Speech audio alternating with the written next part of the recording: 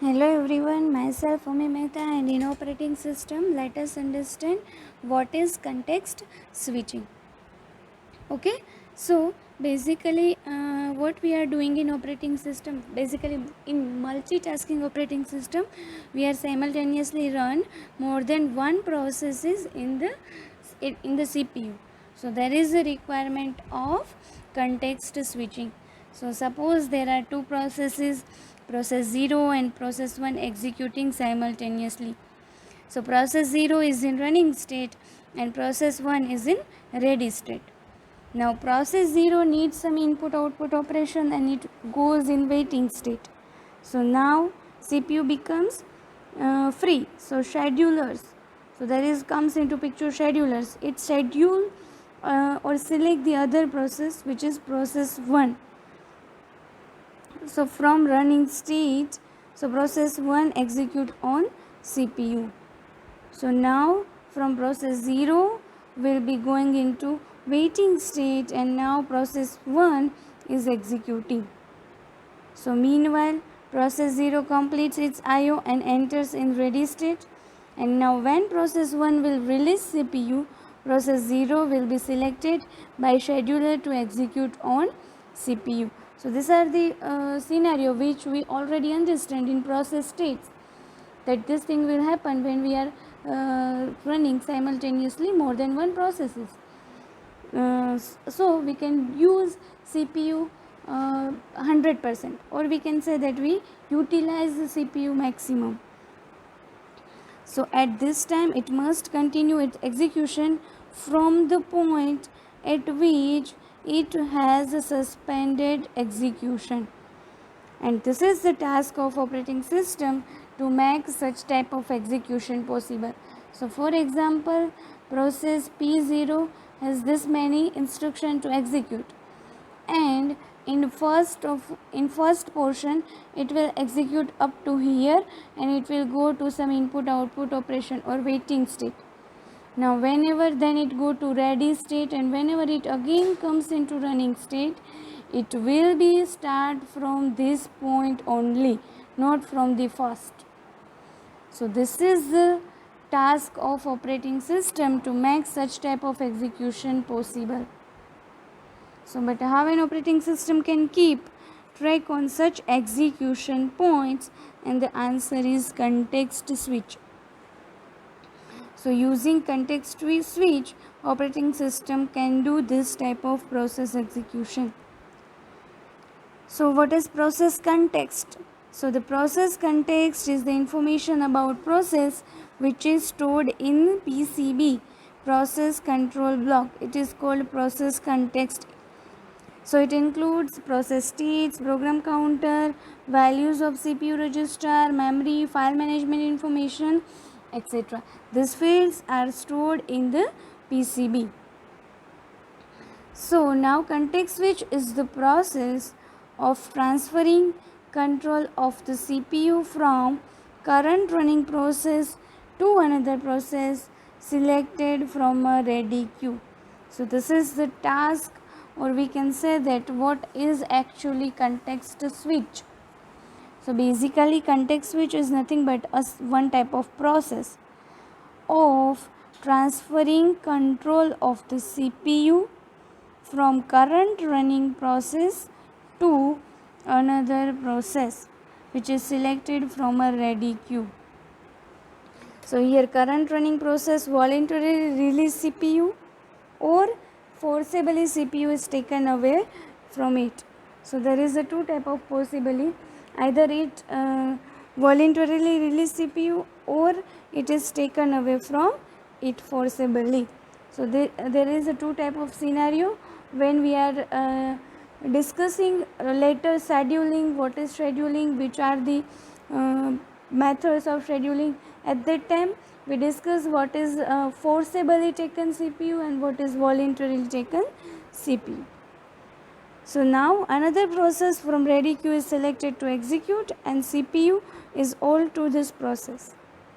Some extra work is needed related to store and load of process context, because one process is now leaving running state, another is coming, and after some time the previous one is also coming back in the running state. So for that some extra work is needed. So context switch is an overhead on the system, as there is no any useful work during context switch. So it should take minimum possible time. It should not take more time.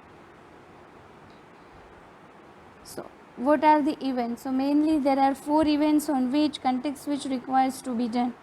These events are mostly same as those of scheduling events. So which are the events? So first, when running process requests for some IO operation and it is going to the waiting state. So there is the context switching happen. Second one, when running process requests wait for some event such as lock on table to be released, it will go to back to waiting state. Okay. The next event is when running process terminates. So the current process is terminated, now the next process will come. So these are the events. And the last one, when running process is to be preempted. Preempted means forcibly taken away CPU from that process. Then there is a requirement of context switching. Okay. So these are the events when there is a requirement of context switching. So this is possible when process completes execution on CPU for its maximum allowed time duration, or when some higher priority process enters in ready state. So when we have to taken away CPU from that particular process forcibly, so there may be some type of scheduling algorithm that each and every process execute in CPU maximum up to 60 seconds. So if this time is complete, the CPU is forcibly taken away from it. Otherwise, some higher priority process enters in ready state, then also the running process will exit from the running state and CPU is taken away from it, and the higher priority process will enter in the running state. So these are the possibility where actually context switch occurs. So dispatcher is an operating system module. What is dispatcher? It is an operating system module which transfers control of CPU from one process to another. So this is the important role in the context switches, because it is transfer control of CPU from one process to another, and it is a last step in scheduling. It stores context of current running process into its PCB. It also loads context of another process selected by scheduler. It makes it possible for a process to continue its execution from the point where it has left previously. This is the important, because whenever again process comes into running state, it should not start from the beginning. It should be start from the where it has left previously. So let us understand the steps which is involved in the process of context switch.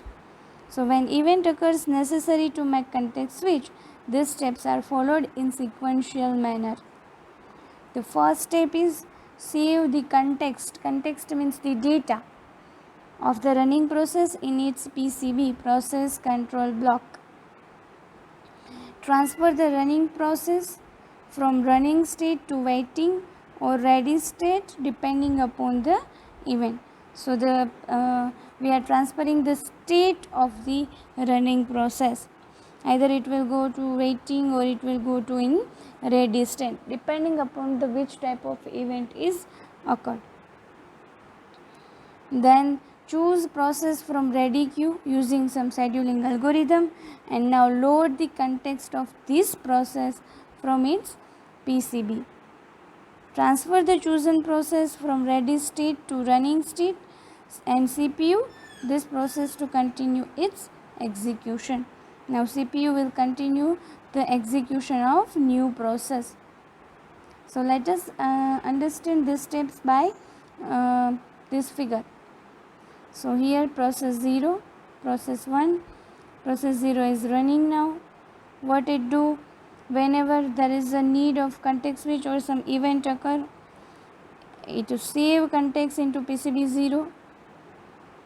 After that, process 1 is selected, so they load context from PCB 1. Again, now process 1 is not executing in the running state, so they save context into PCB 1 and they now load the context from PCB 0. So now after that, process 0 again executing, this become ideal. So at this time process 0 become ideal. Okay, so let us see this example that initially process 0 execute on CPU and process 1 is in ideal state. After some time duration, process 0 releases CPU. Now there is a turn of process 1 to execute on CPU. So CPU should be allocated from process 0 to process 1. In other words, there is a need of context switch. So at this point, context of process 0 is stored in its process control block. Also context of process 1 is loaded from its PCB 1. CPU is allocated to process 1, it starts its execution. Again, now when process 1 releases CPU, so the context of process 1 is stored in PCB 1 and context of process 0 is loaded from PCB 0.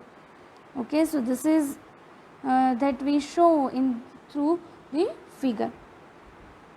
Now again CPU is allocated to process 0 and it continues its execution from the point where it left it off. And information regarding from where to start execution is stored in the process context. Okay, so these are the steps, or these are the example how actually happen context switches when two processes move from running state to ready state and again back to ready to running state. Okay, so this is the very important concept of context switching in operating system. Thank you.